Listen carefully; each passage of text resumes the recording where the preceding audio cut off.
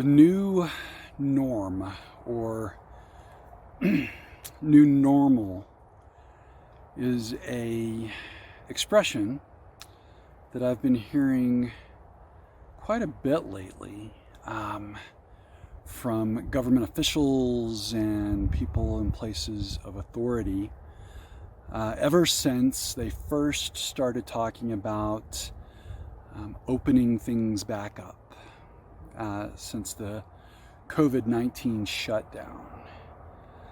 The new norm. Well, my name is Christopher Holder with Real Life Ministry. Thanks for tuning in today. I want to talk about this because I don't know, I feel like normal is not something that can be dictated to a government by a virus and then dictated to a people from that government. I don't feel like normal is something that changes practically overnight. I feel like it's something that can evolve, but normal's normal. It's it's what you kind of come to expect in your day-to-day routine, your day-to-day circumstances. Obviously, there's always something that comes up. It's not always static. It's not always stable. There's always going to be challenges and twists and turns and curveballs and good and bad, right? An unexpected presidency. Yeah, an unexpected presidency. What? I can speak English. Don't look at me like that. An unexpected pregnancy is what I meant to say.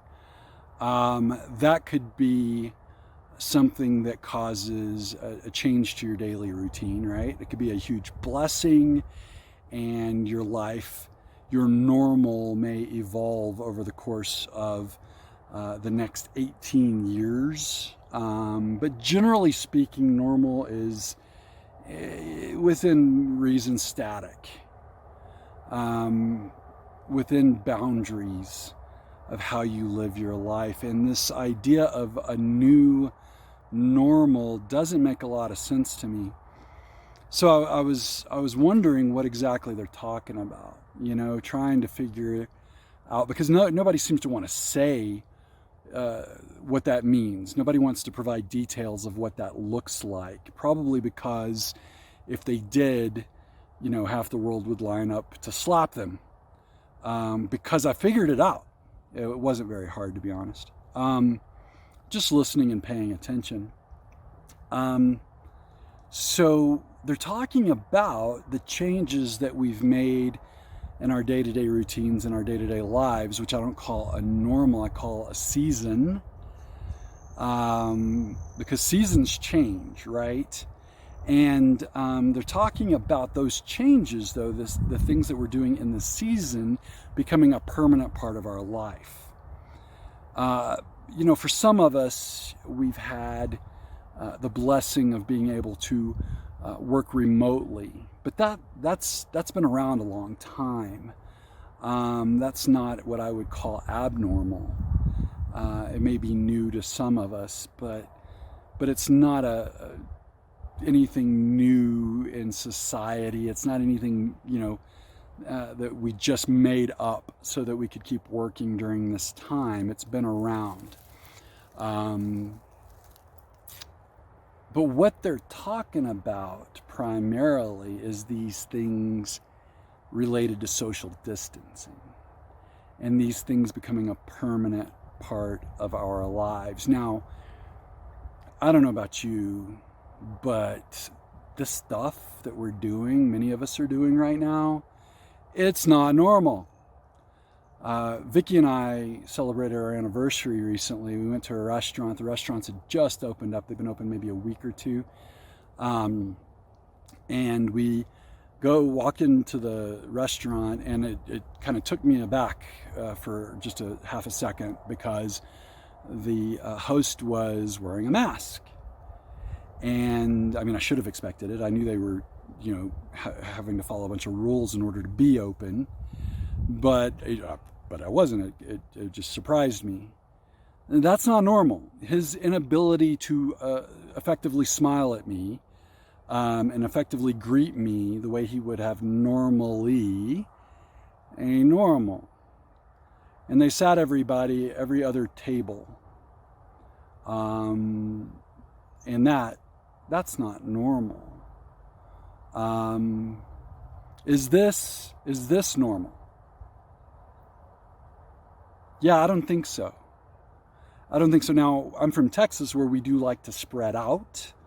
So it's more normal there, perhaps, because we definitely like our personal space. But in Colorado, where I live now, and in other parts of the world especially, that's not normal.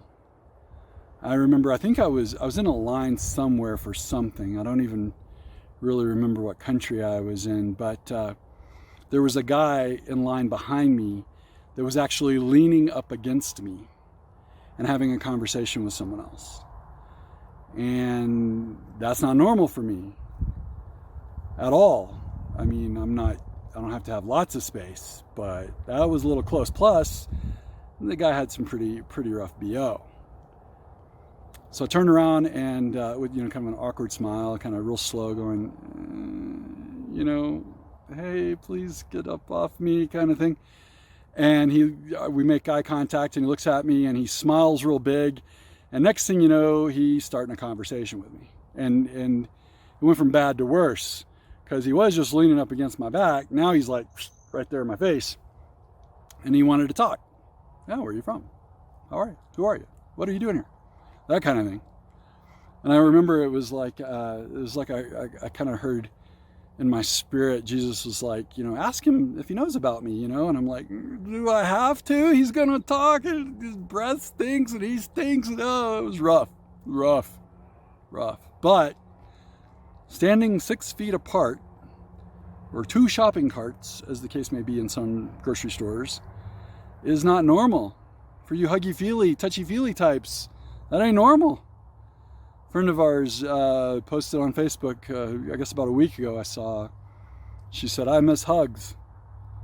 Handshakes are nice. Hugs are good. Fist bumps, no. Can't do any of that. Not normal, okay? What about this? Is this normal? No, it's not. Or shouldn't be. I mean, if it's normal, then in your neighborhood, you should probably consider moving. Because that just means somebody's robbing you on a regular basis. That's the only time that's normal. That shouldn't be normal. So what do we do? What do we do about that? What are some of the other ones? I can't think of any more off the top of my head, but it's weird. It's weird. Going into a grocery store, and I like to go grocery shopping early in the morning. Just kind of my thing. Less crowded, and it gives me an opportunity to kind of minister in a way. Usually it's just mostly older people that are in there at that time of day, and there's almost always some elderly lady that asks me to grab something off a top shelf for or whatever. I love that. But going in the grocery store, you got a mask on, and other people got masks on. You can't even smile at them, or if you do, they don't know you're smiling at them, and it's weird because it's almost like they think you're going to rob them because you're wearing a mask, like the whole living in a bad neighborhood thing or whatever. But they won't even make eye contact, a lot of them, and it's like, okay, I go out of my way now. It's like, hey, how you doing? Good morning. It feels obnoxious, but man, this is not normal. Not normal. What are some others? I don't know. Can't think of anything off the top of my head, but I was thinking about what do we do? How do we keep normal from getting completely screwed up? How do we stop that? And so I was thinking about there's a group of people who are really tempted.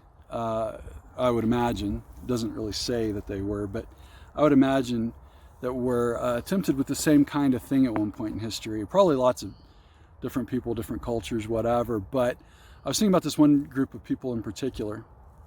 And basically, what the deal was is that they were going through a famine in the country where they lived. And in like the next country over, they had a very close relative who was a really big deal, number 2 in charge.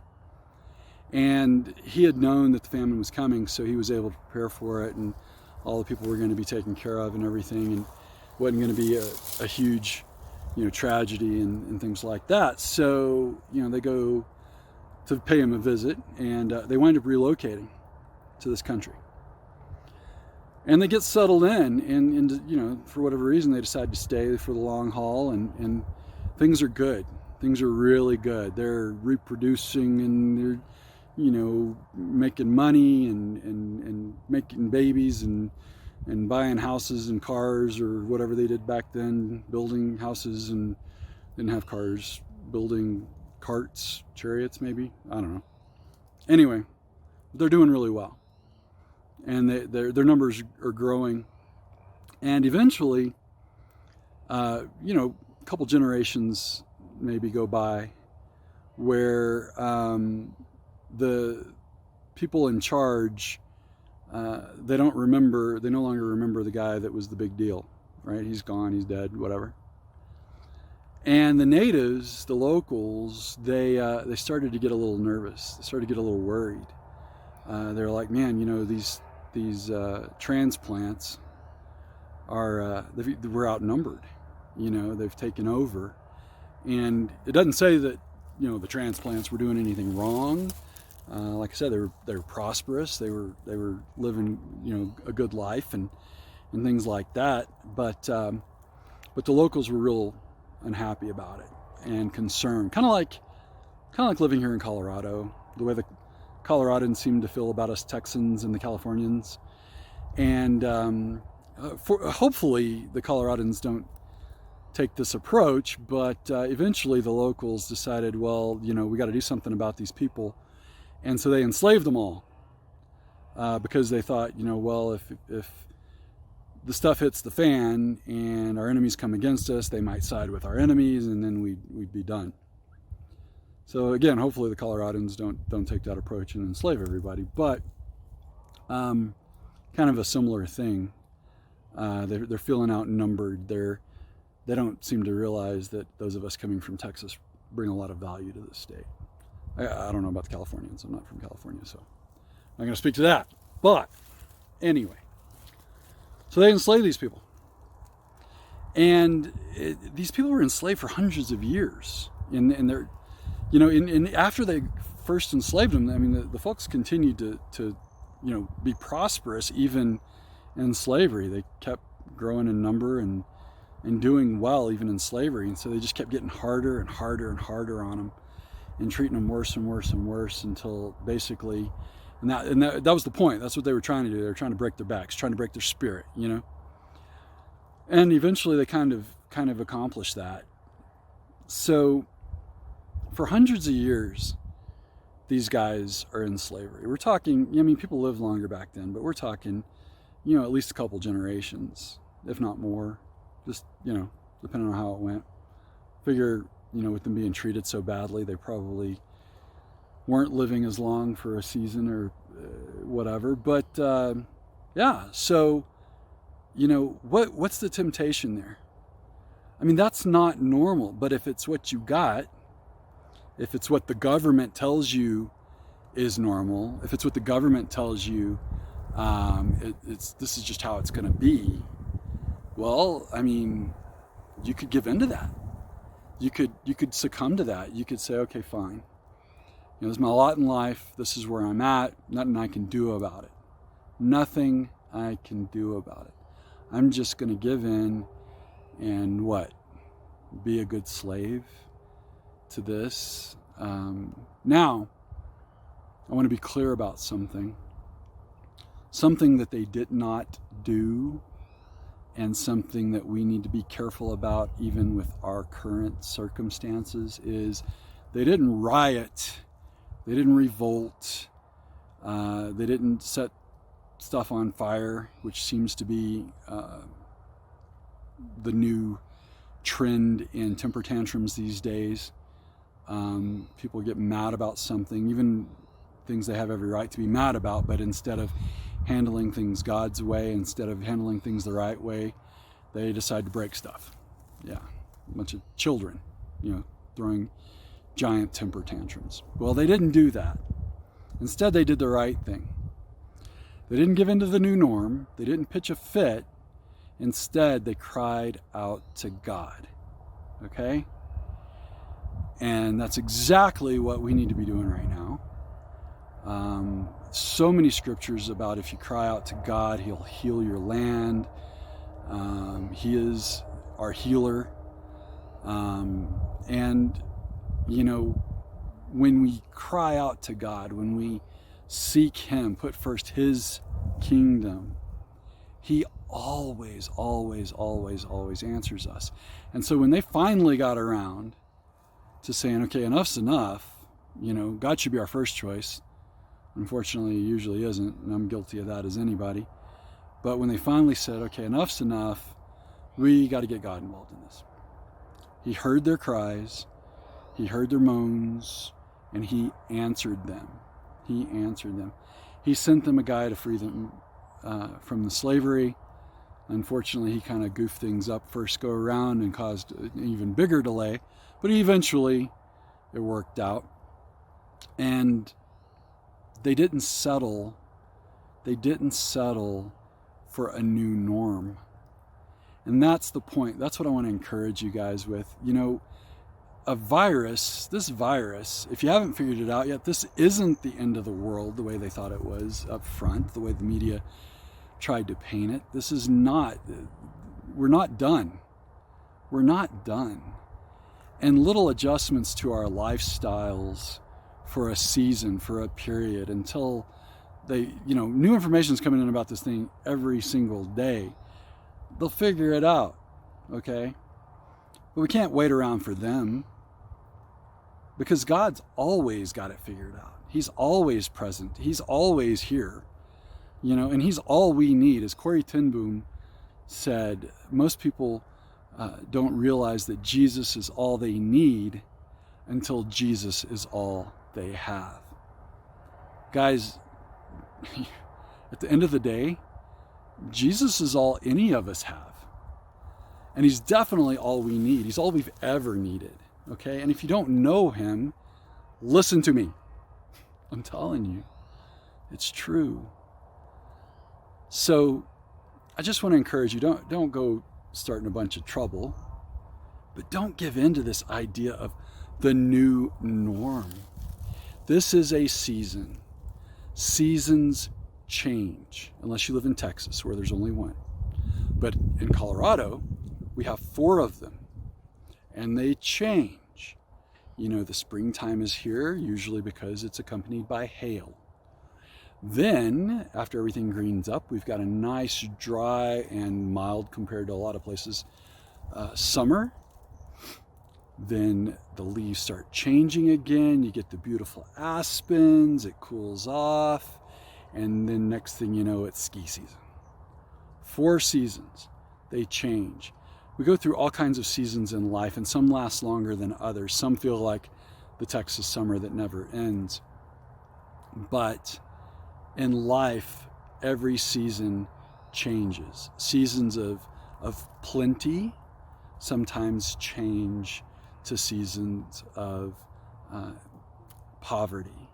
Hopefully not for you. But seasons of poverty likewise change to seasons of plenty, of prosperity. Everything that feels icky, everything that isn't of God, is going to be for a season only. If you're seeking God, it's not going to last forever.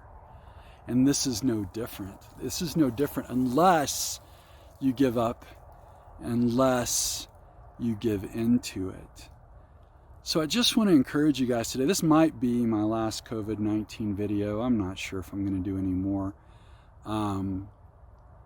Maybe if something major happens that's worth talking about. But I just want to leave you guys with these words of encouragement.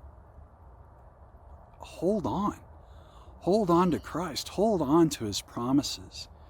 All the promises of God are yes and amen. Hold on to your faith. God did not do this, but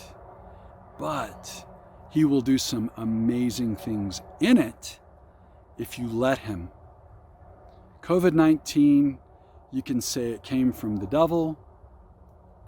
I'm sure he'll gladly take credit. Maybe he did do it. I don't know. Looks to me like it came from some stupid jerks in a lab somewhere not being careful. That's not the devil. That's just people being people. But it wasn't God. That's the point. And he's with us. He's walking through this with us. He's already gone through COVID-19. Jesus experienced all the pain, all the suffering, the death of COVID-19 on the cross. He can relate. And I pray that you don't get it. I've heard it can be really rough for some, and it's definitely not going to be a picnic for most that get it, right? But I pray that you don't get it. I pray that you don't even carry it, right, and infect others. But it's a season. It's a season. And at the end of every season, there's light, there's joy, there's something to celebrate, celebrating that you survived the season. Hey, best case, not worst case, but best case scenario, celebrating that you got to go home to be with Jesus. I know that sounds a little weird to some of you, but man,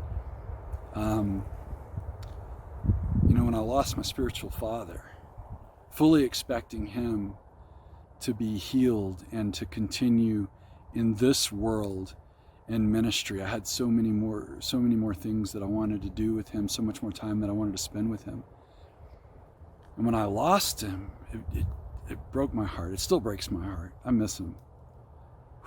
Miss him a lot.